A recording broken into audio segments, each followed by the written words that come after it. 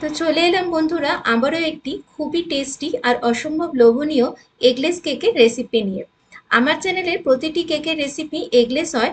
আর এই রেসিপিগুলোই যারা with egg বানাতে চাও তারা চাইলেই বানাতে পারো শুধু টক দই বা ভিনিগারের পরিবর্তে দুটো করে ডিম ব্যবহার করে। বাকি পুরো রেসিপি আর ইনগ্রিডিয়েন্টস সবই একই থাকবে। তো আজকের বেকিং ক্লাসে আমরা বানাবো এই প্রচণ্ড গরমে সকলেরই ভীষণ পছন্দের এবং খুবই ডিলিশিয়াস ম্যাঙ্গো কেক বা আমের কেক। তো এই সিজনের প্রথম পাকা আমের কেক নিয়ে হাজির হয়ে গেলাম তোমাদের জন্য সবার প্রথম।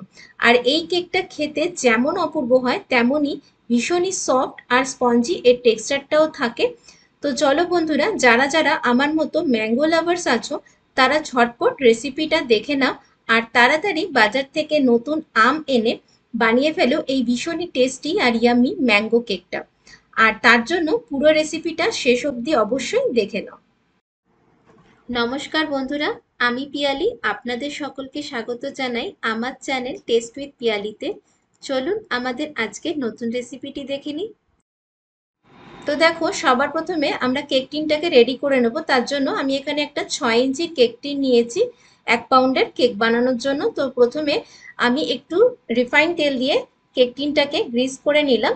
তারপরে একটা বাটার পেপারকে গোল করে কেটে মাঝখানে বসিয়ে সেটাকেও হালকা গ্রিস করে নিলাম। তোমরা চাইলে তেলের পরিবর্তে বাটারও ব্যবহার করতে পারো। তো আমাদের কেক টিনটা এখন রেডি, এটাকে এখন সরিয়ে রাখবো আপাতত।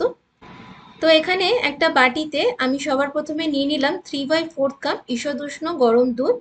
এবার এর মধ্যে আমি দিয়ে দেব 1 টেবিল চামচ ভিনিগার। তোমরা চাইলে ভিনিগারের জায়গায় লেমন জুসও ব্যবহার করতে পারো। তো ভিনিগারটা দুধের মধ্যে হালকা মিশিয়ে এবার এটাকে কার্ডেল হওয়ার জন্য আমরা আধ ঘন্টার জন্য সরিয়ে রাখবো। এরপর নিয়ে চলে এলাম আমাদের আজকের কেকের মেন ইনগ্রিডিয়েন্ট, অর্থাৎ একটা পাকা আম। তো আমি এখানে একটা বেশ বড় সাইজের পাকা আম নিয়েছি। তো চলো প্রথমে আমটাকে খোসা ছাড়িয়ে টুকরো করে কেটে নিয়ে আসছি।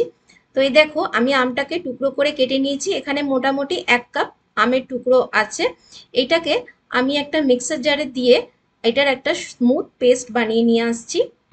তো এই দেখো, আমটাকে আমি পেস্ট করে নিয়েছি। এই দেখো, খুবই স্মুথ একটা পেস্ট তৈরি হয়েছে আমটার। তো এবার এটাকে একটু সরিয়ে রাখছি। আর ততক্ষণে চলো কেকের ব্যাটারটা রেডি করে নিই। এরপর একটা মিক্সিং বলে আমি নিয়ে নিচ্ছি এখানে 1/2 কাপ চিনি গুঁড়ো, আর তার সাথে যে আমের পেস্ট আমরা বানিয়ে রেখেছিলাম সেটা, আর তার সাথেই দিয়ে দেব 1/4 কাপ রিফাইন তেল। তো আমটা যেহেতু খুবই মিষ্টি ছিল তাই আমি এখানে 1/2 কাপ চিনি গুঁড়ো ব্যবহার করেছি। চেষ্টা করবে আমটা যেন খুবই মিষ্টি হয়, না হলে কিন্তু কেক আমাদের ভালো মতো স্পঞ্জি হবে না। তো দেখো, আমি এখানে সব কিছুকে ভালো করে আগে মিশিয়ে নিয়েছি। এবার এই ম্যাঙ্গো কেকের ফ্লেভারটাকে আরও বেশি এনহ্যান্স করার জন্য আমি এখানে 1/4 টিস্পুন ম্যাঙ্গো এসেন্সও অ্যাড করে সেটাকেও মিশিয়ে নিলাম। এবার দিয়ে দেবো শুকনো উপকরণগুলো।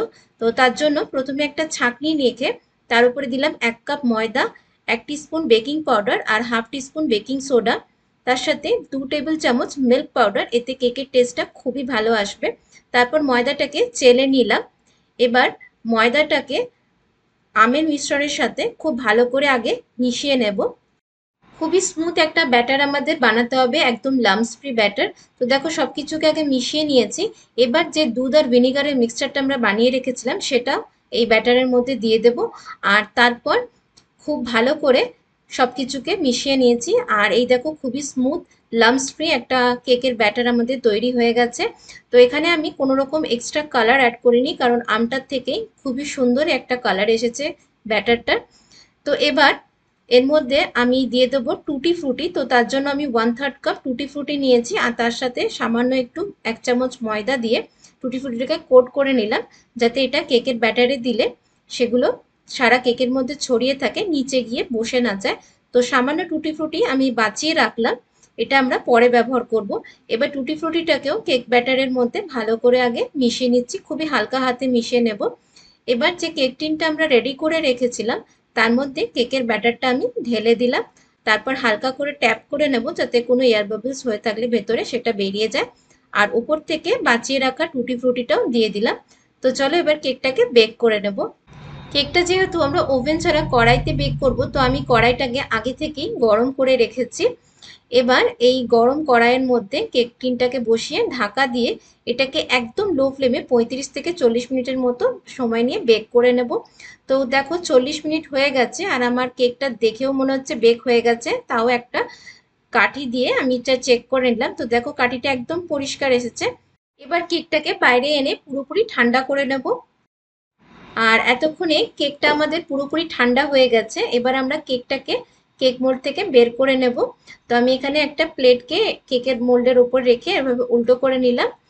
আর এই দেখো কেকটা কত সহজে আমাদের কেক টিন থেকে বেরিয়ে এলো। আর দেখো কেকটা কত সুন্দর বেক হয়েছে, কত সুন্দর কালার এসেছে। বাটার পেপারটাও আমি সরিয়ে দিলাম। এই দেখো কেকটা কতটা স্পঞ্জি হয়েছে, দেখেই বুঝতে পারছো যে কেকটা কতটা সফট আর স্পঞ্জি হয়েছে। এবার চলো কেকটাকে কেটে দেখে নিই, আর তারপর আমি এর ভেতরের টেক্সচারটাও তোমাদের দেখাচ্ছি। আর আমি যে কেকটা কাটছি এটা দেখেই নিশ্চয়ই বুঝতে পারছো যে কেকটার স্পঞ্জিনেসটা কতটা সুন্দর হয়েছে। এই দেখো ভেতর থেকে দেখো কেকটা কতটা জালিদার হয়েছে, স্পঞ্জের মতো। আর কেকটা খেতেও দারুণ টেস্টি হয়েছিল, যেমন সফট তেমন স্পঞ্জি এবং ভীষণই সুন্দর একটা স্মেল ছিল কেকটার। আমটার খুবই স্মেল ছিল ভালো, তার থেকে কেকটা দারুণ খেতে হয়েছিল। আর এই দেখো কেকের ভেতরের টেক্সচারটা কতটা সফট হয়েছে, আর যে টুটি ফুটিগুলো দিয়েছিলাম সেটাও পুরো কেকের মধ্যে কত সুন্দর ছড়িয়ে রয়েছে। এই কেকটা খেতে দারুণ টেস্টি হয়, খুবই সুন্দর হয়। তো তোমরা ঝটপট এই সিজনের ম্যাঙ্গো কেকটা বানিয়ে ফেলো আজকের এই রেসিপিটি দেখে। তো খুবই কম এবং বাড়িতে থাকা কিছু সিম্পল ইনগ্রেডিয়েন্ট দিয়েই কেকটা কত সহজে এবং কত তাড়াতাড়ি তৈরি হয়ে যায় তোমরা নিজেরাই দেখলে। ভীষণই ভালো খেতে হয় কেকটা, সন্ধ্যের চায়ের সাথে তো এইরকম ম্যাঙ্গো কেক থাকলে জাস্ট জমে যাবে। আর বাচ্চাদের স্কুল টিফিনেও দিলে বাচ্চারাও ভীষণই মজা করে এই ম্যাঙ্গো কেকটি খেয়ে নেবে। তো আজকের আমার এই রেসিপিটি তোমাদের যদি ভালো লেগে থাকে তাহলে ভিডিওটার শেষে অবশ্যই লাইক করো, আর কমেন্টসে আমাকে লিখে জানাও যে তোমাদের আজকের এই ভিডিওটি কেমন লাগলো, এবং নেক্সট তোমরা আমার কাছ থেকে কি কেকের রেসিপি জানতে চাও সেটাও আমাকে অবশ্যই কমেন্ট সেকশনে লিখে জানিও। আর যারা যারা প্রথম আমার চ্যানেলের ভিডিও দেখছো তারা চ্যানেলটাকে সাবস্ক্রাইব করে অবশ্যই পাশে থেকো। দেখা হবে নতুন ভিডিওর সাথে। ভালো থেকো, সুস্থ থেকো।